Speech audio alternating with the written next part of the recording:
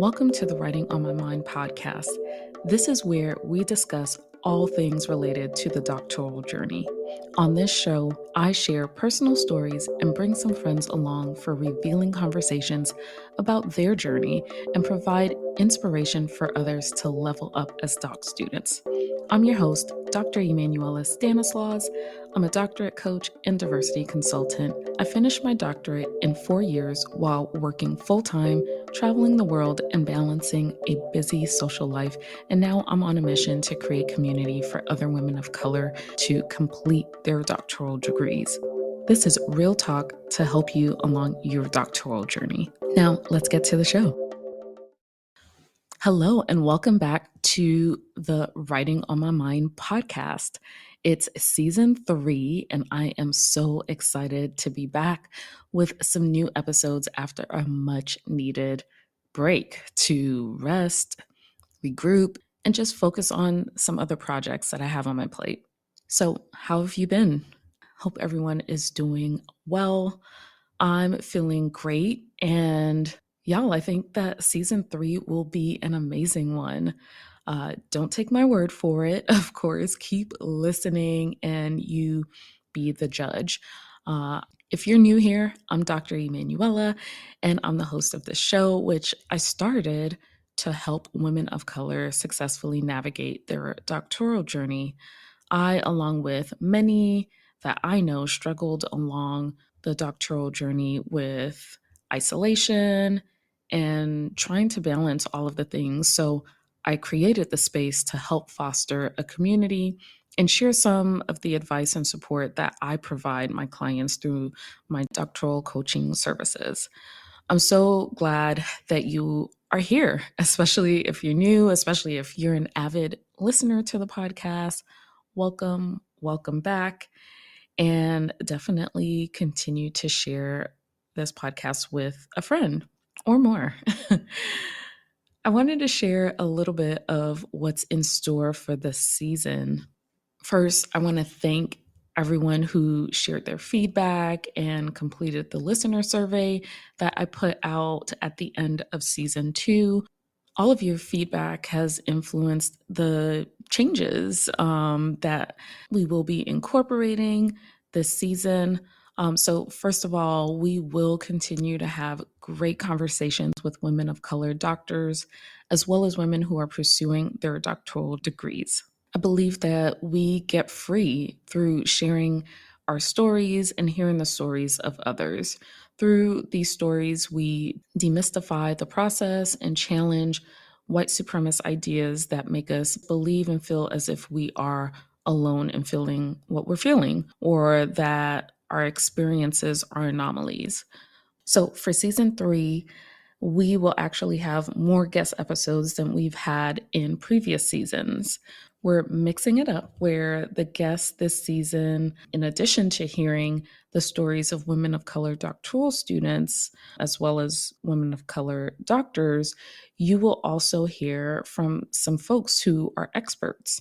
And these experts may or may not have their doctoral degree, and they may or may not be women of color. And so wanted to share that we will be exploring some topics and subjects related to the general doctoral journey, such as burnout or loan repayment and things of that nature. So stay tuned for that. In addition to the guest episodes, I'll also continue to host solo episodes, but just not at the frequency that I've done in the past. In the past, it's been like equal solo episodes to guest episodes, but we'll increase the number of guest episodes moving forward.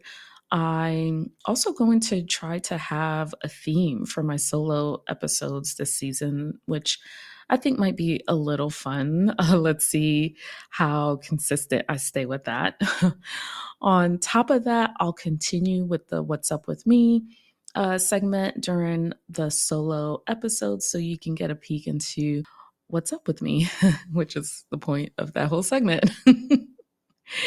Additionally, I'd like to share that we are moving the podcast to bi-weekly episodes. So you'll have a new episode drop every other week, which I am very excited about. I think that this frequency will really help me to be more consistent with sharing new episodes given my busy schedule. And we're also going to keep the Wednesday show release date for new episodes. So that is rounding out all of the things that are going to be the same, as well as things that will be slightly different moving forward. So welcome again to season 3. Can't believe that we're here and excited to keep this going. So let's jump into the general topic of today's episode. As I shared earlier, I will have one theme throughout the season for the solo episodes specifically. And so the theme that I'm thinking so far for season 3 solo episodes will be around career development / job search, specifically for doctoral students. So stay tuned for that. Today, I'm going to kind of dive a little into that. And it might be a little controversial, but you know what? I'm prepared for that. So the hill that I want to plank my stake in is that university career centers will not get you to the career goal that you have for yourself. And I say this as someone who has worked in university career services operations for over 15 years. This is one of the reasons why I started my consulting business in the first place. It was to serve doctoral students, and specifically women of color, as well as first generation undergraduate students who may not feel like they have a career center that has diverse staff that can help them feel welcomed, heard, or seen, right? University career centers are really focused on undergraduate students. That is my belief. They're not truly structured with resources or knowledge that are focused on graduate students or even doctoral student career development. Very few career services operations have expertise in helping graduate students. Because of this, graduate students may turn to their faculty members to assist them in their job search process. And many times they're often left disappointed for a number of reasons. First is the faculty member or members that graduate students approach may not have any type of career development training. Additionally, they may not have the same career trajectory as you and may also have some biases tied to the interests that you have, or maybe biases that are tied to your identity as a woman of color.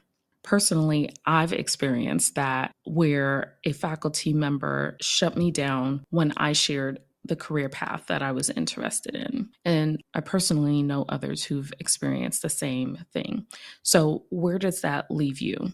You are in a space where you're seeking guidance, where you're trying to figure things out and perhaps are open to multiple pathways, yet you feel that the Career Center isn't necessarily providing you with the resources that you need, but then you also feel that the faculty members in your program aren't really meeting your needs, or you feel as if you're being treated differently because of your interests. And that's what I really want to talk about today. And I want to share some of the advice that I provide anyone who is experiencing some of these kinds of things and really want the support to have a successful career on the other side of their degree. So, here are some of the pieces of advice that I share with some folks.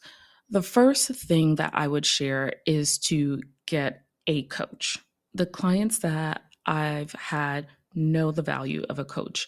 Much like an athletic coach, a career coach can help you get the results that you need. Specifically for me, as a doctoral coach, I blend the skills that I've honed as a career coach and someone who has successfully gone through the doctoral process to help my clients identify their goals and help them to realize the best path to accomplish them.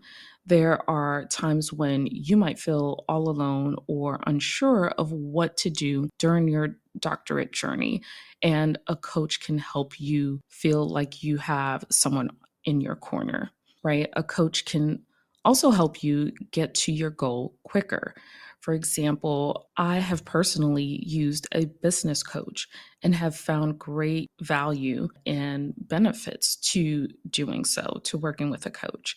I remember meeting with a coach, and she was able to get me clear on the goals that I had for my business, which meant that I was then able to set the perfect stage for strategizing my business goals and executing them. She made it so crystal clear, and it was something that I had been wrestling with for years and not sure which direction to go. And I know that I have received similar feedback from some of my clients as well. So that's one piece of advice that I would share, is to find a coach with experience assisting doctoral students, and one that will take an intersectional approach to helping you realize your goals, whether it's academic or career wise. So getting a coach would be my first advice. The second piece of advice is be an active participant in your career. So, say you get a coach. The thing that you need to realize is that things won't happen unless you take steps towards it, right? So, that would mean that you would need to set some goals and actually take the steps that are needed to have those goals materialize. So, knowing that you do not have the support that is needed for you as a doc student in your academic program, you will need to take your career into your own hands.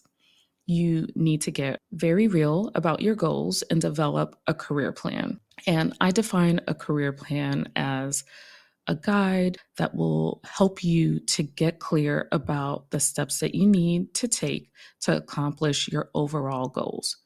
So, here are some questions that you might want to ask yourself when you are thinking through developing a career plan. What do you like in your current program and or job? What are you good at? What seems to come natural to you that others seem to struggle with? What do people compliment you on in terms of your skills? What kind of organization interests you? Do you want to work for a startup or an established organization, or something in between? What do you want out of your next role? Is flexibility important to you? So, thinking about time off, the ability to work remotely or hybrid, and all things related to that. How do you want to feel in your role? What problems do you want to solve? All of these kinds of questions will kind of serve as a self discovery journey process, right? Where you're trying to figure out all of these pieces. So, as you develop the answers to these questions, you will be able to have some sort of guide that will help you to eliminate the types of opportunities that you are considering, as well as draw you to opportunities that align with some of the answers that you provided to these questions. And just so you know, I created a free career plan download that is linked in the show notes if you need some inspiration to get your career plan going. So definitely check out the show notes to access that plan. The third piece of advice that I would share, and I feel like I have mentioned this on the show before, is to identify potential personal board of directors. And I personally don't believe in having one mentor that can help you throughout your career or life. I feel like you should have more folks that are a part of that process to help you along the way. So, to understand this concept, if you haven't heard the other episodes where I've mentioned this, is to think of a corporation or an organization and how they have members of their board to guide the organization to reach its goals, right? So your personal board is the same thing. And you can change out members as you work your way through your career. And all of these folks serve different functions. By establishing a personal board of directors, you have different individuals who make up your board with various expertise and insights that you can call on at various points of your career. The idea is that you are not always calling on the same person all of the time when you need guidance or support. You might need advice for a situation that you're facing. You might need some encouragement or support for a position that you're considering.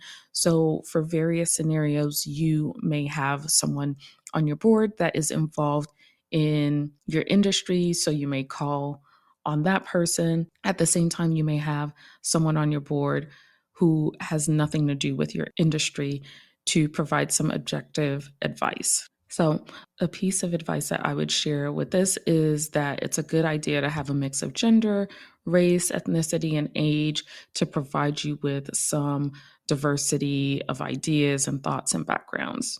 You will want to also include folks who you trust and who are honest with you, right? Because you want honest feedback. So, to find folks to serve on your board, you'll have to roll up your sleeves and start researching. Do you know people who are in roles that you are interested in? Do you know people who are in the roles that you're interested in? These could be potential folks that you might want to include. You can also include past supervisors. You might also include folks that you admire who are more of a peer of yours versus someone who is in an aspirational type role. So start thinking about who those folks might be and what role you think they might play for you. So that would be my third piece of advice. My fourth piece of advice would be don't stress yourself out. I know that sounds like it contradicts some of the earlier advice that I shared, but you are only one person with a limited amount of time. Do what you can. Focus on the things that will give you the highest return on your time, which may just be exploring your interests so that you can get clear on what you want. So be sure to set priorities and goals for each month or quarter or year and review often to chart your progress and see what's working, what's not working, and do a little every week so that you feel like you're making progress towards your goal. That would be my last piece of advice, to not stress yourself. So, as a recap, my first piece of advice was to get a coach. Get a coach that has experience working with doctoral students and one that will not do harm to you and will be a partner to you as you work through what you want to pursue. The next piece is to be an active participant in your career. You know that folks have not played a supportive role in your process. We also know that university career centers are not necessarily built with grad students in mind. And so taking things into your own hands and working through what it is that you want to do, what experiences you want, what you bring to the table, taking stock of your skills, your abilities, your knowledge, and then having that to be able to move forward. The next piece of advice, number 3, was to identify potential personal board of directors who can serve in different capacities for you, folks that you can talk to, learn from their career journey, be introduced to other folks who can potentially get you closer to the goal that you would like to accomplish. And then the fourth one is to not stress yourself out and to have realistic expectations and goals that you will take on to move your career forward. So hopefully you find all of that advice beneficial to you. As I shared, this is going to be the theme throughout the solo episodes for this season. So I will be building up on this and providing additional advice to help those of you who are navigating the career search, job search process, or probably not sure what you want to do. So hopefully the advice that I share will get you that much closer. And should you have any specific questions related to the job search process for doctoral students or grad students, definitely send me an email to writingonmymindpodcast@gmail.com and just send the questions that you have, and I will be sure to provide the best advice that I can on that or create an episode around that topic. So don't hesitate to do that. So now I am going to go ahead and transition to the What's Up With Me segment.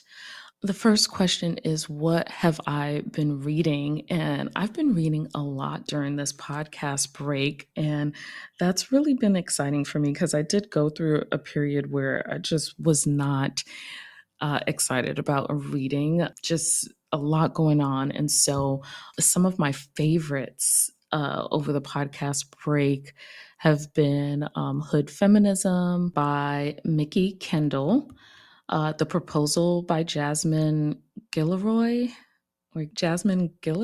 I believe. Atomic Habits by James Clear, and What Happened to You by Bruce Perry and Oprah Winfrey. I know that's like all over the place, but those, I loved all of those books. Those were like all of my favorites for different reasons. And I would recommend all of those books. Like, yeah, so good. Okay, next piece is what I'm telling myself. So I just finished participating in the dissertation study about the experiences of Black women pursuing senior leadership roles. And it really had me thinking a lot about my personal journey, my personal career journey, where I am today and what I desire for my future. And I'm realizing that what I want for myself has changed and that it's okay. It's okay. These past 2 years navigating life during the global pandemic has changed my perspective on what's important and what makes me happy. So I'm telling myself that it's okay to change my mind. It's okay to reevaluate things. It doesn't matter what other people think, and it's not selfish to do what works best for you. So that is what I'm telling myself. Something that made me smile. Many things made me smile recently. I actually just came back from a trip to Mexico to celebrate my mother's 70th birthday. And my whole family got a chance to participate and be a part of this trip.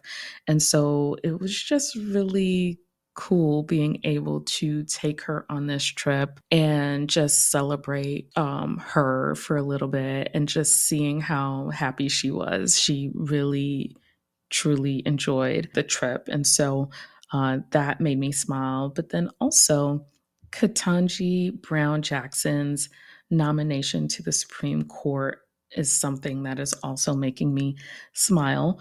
I know she's like on the doorstep of history. Even her nomination in itself is historical. And I am just looking forward to her being confirmed and actually becoming a part of the Supreme Court. It's been kind of upsetting to see how she's been treated in the hearings. And I personally haven't been able to watch it because I know all too well the hostilities that are hurled at Black women and women of color in general, and as well as the overwhelming expectations to be poised while all of these hostilities are taking place. And so I'm actually not watching it just for my peace and to just save myself from those types of traumatic activities. But nonetheless, I'm super happy and excited for this historical event and just super excited to see this take place in my lifetime. We're not going to talk about how this should have happened years ago, but we are just excited for what is about to be. And so that is it for the What's Up With Me segment. That is it for this episode, actually. And, just excited to be back for season 3 and excited for you all to hear these upcoming episodes, these guest episodes. I think y'all are going to enjoy them for sure. I truly did enjoy recording them. And so, yeah, I'm excited to be back, and I will see you on the next episode. Bye. Thank you for listening to another episode of the Writing on My Mind podcast. If you'd like to support the podcast, make sure you follow the show wherever you listen to podcasts, rate the show, and leave a comment on Apple Podcast. You can also donate to the show by clicking the support link in the show notes. Your donations help me to continue to put out new episodes to help support you and other women of color doctoral students. I'd also love it if you could spread the word to other women of color doctoral students to grow our community. Be sure to also follow me on Instagram and Twitter at Dr. Emmanuela. That's DrEmmanuela. See you on the next episode.